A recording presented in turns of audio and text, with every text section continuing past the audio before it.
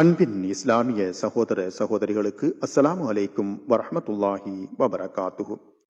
ஜாபிர் இப்னு அப்துல்லா என்ற அன்சாரி சஹாபி கூறுகின்றார்கள், ஒரு நாள் மாலை நேரம் அசரு தொழுகைக்கு பிறகு நாம் நபியவர்களின் சன்னிதானத்தில் அமர்ந்திருந்தோம்.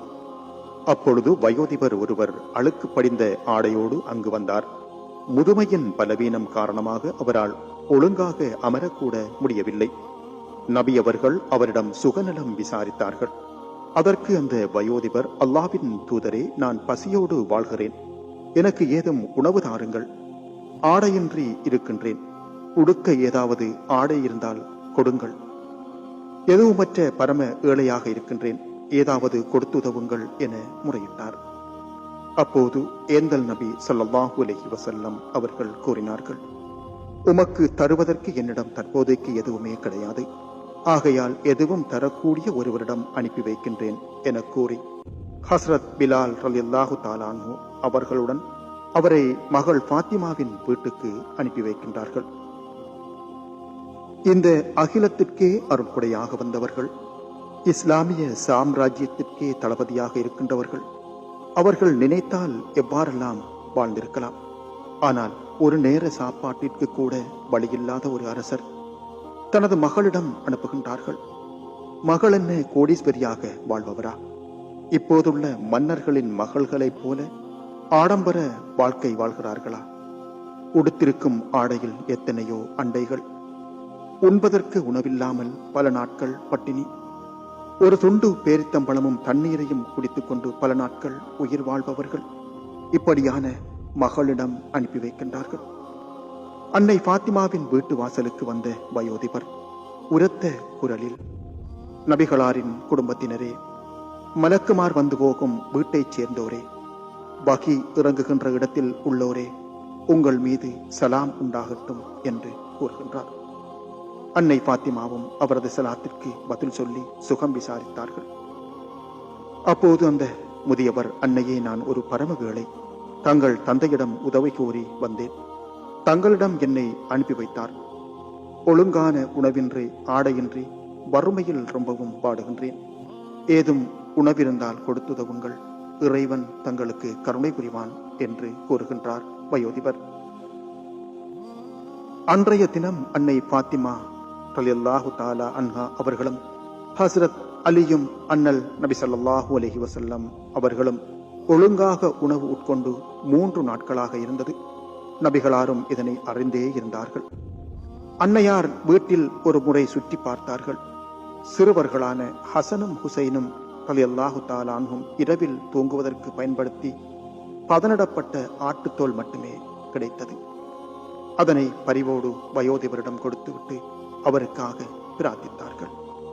ஆயினும் வயோதிபரோ, நபிகளாரின் மகளாரே, என் கஷ்டங்களை தங்களிடம் சமர்ப்பித்தேன், இந்த ஆட்டுத்தோலால் நான் என்னதான் செய்ய முடியும் என கூறினார். அதனை செவிமடுத்த அன்னை ஃபாத்திமா ரலியல்லாஹு தஆலா அன்ஹா அவர்கள் தமது கழுத்தில் அணிந்திருந்த மாலையை கையில் எடுத்தார்கள். அது ஹஸ்ரத் ஹம்சா ரலியல்லாஹு தஆலா அன்ஹு அவர்களின் மகள் ஃபாத்திமா அன்பளிப்பாக அன்னையாருக்கு வழங்கியிருந்தார். அதனை அந்த மனிதரிடம் கொடுத்து, இதனை விற்று உங்கள் தேவைகளை நிறைவேற்றிக் கொள்ளுங்கள், இதனை விட சிறந்த ஒன்றை அல்லாஹ் உங்களுக்கு தர பிரார்த்திக்கின்றேன் என கூறி வழி அனுப்பி வைத்தார்கள் ஃபாத்திமா ரலியல்லாஹு தஆலா அன்ஹா அவர்கள். மஸ்ஜிதுன் நபவிக்கு மீண்டும் வந்த வயோதிபர் நபிகளாரிடம் நடந்தவற்றை விளக்கிச் சொன்னார். நபிகளாரின் கண்கள் பனித்தன. மாதர்க்கரசி ஃபாத்திமாவின் கொடையல்லவா, நிச்சயமாக அல்லாஹ் உமது தேவைகளை மிக சிறப்பாக நிறைவேற்றி வைப்பான் என அன்னலார் அவருக்கு வாழ்த்து கூறுகின்றார்கள். அப்போது அங்கு ஆஜராக இருந்த அம்மார் பின் யாசிர் ரலியல்லாஹு தஆலா அன்ஹு அவர்கள் தாமே அம்மாலையை விலை கொடுத்து வாங்க நபிகளாரிடம் அனுமதியை கோரி நின்றார்கள். அதற்கு நபி அவர்கள், அம்மாரே, அதனை வாங்கிக் கொள்ளுங்கள், ஏனெனில் அதில் சம்பந்தப்படுகின்ற எவரையும் அல்லாஹ் நரகத்தில் வேதனை செய்ய மாட்டான் என்றார்கள். அப்போது அம்மார் ரலியல்லாஹு தஆலா அன்ஹு அவர்கள் இந்த மாலைக்கு பகரமாக 20 பொற்காசிகளும் 200 வெள்ளிக்காசுகளும் போதிய அளவு கோதுமையும் இறைச்சியும் பயணம் செய்வதற்காக ஓர் ஒட்டகையும் தருகின்றேன் என்று கூறுகின்றார்கள். எவ்வளவு பெருந்தன்மையான மனிதர் நீங்கள் என்று வியந்த வயோதிபர். அம்மார் ரலியல்லாஹு தஆலா அன்ஹு அவர்களுடன் கடை வீதிக்கு சென்றார். வாக்களித்த பிரகாரம் பொருட்களை அம்மனிதருக்கு வாங்கி கொடுத்தார் அம்மார் ரலியல்லாஹு தஆலா அன்ஹு அவர்கள். மீண்டும் நபி அவர்களிடம் வந்த வயோதிபரிடம், உமது தேவைகள் நிறைவேறிவிட்டனவா என கேட்டார்கள் நபிகள் நாயகம் ஸல்லல்லாஹு அலைஹி வஸல்லம் அவர்கள். அப்போது அந்த மனிதர், என் தந்தையும் தாயும் தங்களுக்கு அர்ப்பணமாகட்டும், நிறைவேறிவிட்டன நாயகமே என்றார் வயோதிபர்.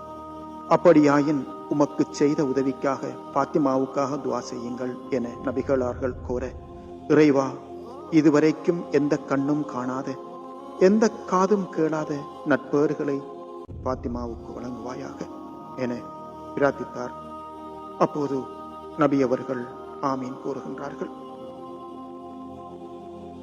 பின்னர் தம்மோடு அமர்ந்திருந்தவர்களிடம் அன்னை பாத்திமாவின் சிறப்புகளை விளக்கி கூறுகின்றார்கள் ஸல்லல்லாஹு அலைஹி வஸல்லம் அவர்கள். கபரில் 2 மலக்குகள் தோன்றி கேள்வி கணக்கு கேட்கும் போது, உமது நபியார் என்று கேட்டார். எனது தந்தை என்று கூறுவார் எனது மகள். அப்போது நீர் வழிபட்ட இமாம் யார் என கேட்டாலே, இதோ என் கபருக்கு அருகில் நின்று கொண்டிருக்கும் அலி அவர்தான் என்று கூறுவார்கள் என்றெல்லாம் நபி அவர்கள் விவரிக்கலானார்கள். அப்போது வீட்டுக்கு வந்த அம்மார் ரலியல்லாஹு தஆலா அன்ஹு அவர்கள் மாலையை கஸ்தூரியில் சுவைத்தெடுத்து யமனிய துணியில் சுட்டினார்கள். பின்னர் தமது அடிமையிடம் அதனை கொடுத்து, இதனை கொண்டு சென்று நபிகள் பெருமானாரிடம் கையளித்து விடு, உம்மையும் அவர்களுக்கே உரிமையாக்கி விட்டேன் என கூறி அனுப்பி வைக்கின்றார்கள். நபி அவர்களிடம் மாலையை கொடுத்து விடயத்தை சொன்னால் அந்த அடிமை, இதை அப்படியே கொண்டு சென்று பாத்திமாவிடமே கையளிப்பீராக, நீரும் அவருக்கே சொந்தம் என ஸல்லல்லாஹு அலைஹி வஸல்லம் அவர்கள் பாத்திமாவிடமே அனுப்பி வைக்கின்றார்கள். அன்னை பாத்திமாவின் வீட்டுக்கு சென்றார் அந்த அடிமை. மாலையை பெற்றுக்கொண்ட அன்னை அடிமையை விடுதலை செய்து விட்டார்கள். அடிமையின் முகத்தில் சிரிப்பு தோன்றியது. காரணத்தை கேட்கின்றார்கள் அன்னை பாத்திமா ரலியல்லாஹு தஆலா அன்ஹா அவர்கள். அப்போது அடிமை கூறுகின்றார், அன்னையே, இந்த மாலையின் பரக்கத்தை எண்ணி நான் சிரிக்கலானேன். இது ஒரு ஏழையின் தேவைகளை நிறைவேற்றியது, பசியாளிக்கு உணவு வழங்கியது, ஆடை இல்லாதவனுக்கு ஆடை வழங்கியது, ஓர் அடிமையை விடுதலையும் செய்துவிட்டது. இறுதியில் அதன் சொந்தக்காரர் நீங்களாக இருப்பதனால் உங்களிடம் இந்த மாலை வந்து சேர்ந்து விட்டது, அதனால் நான் சிரிக்கின்றேன் என்று அடிமை கூறுகின்றார். ஸல்லல்லாஹு அலா முஹம்மத் ஸல்லல்லாஹு அலைஹி வஸல்லம்.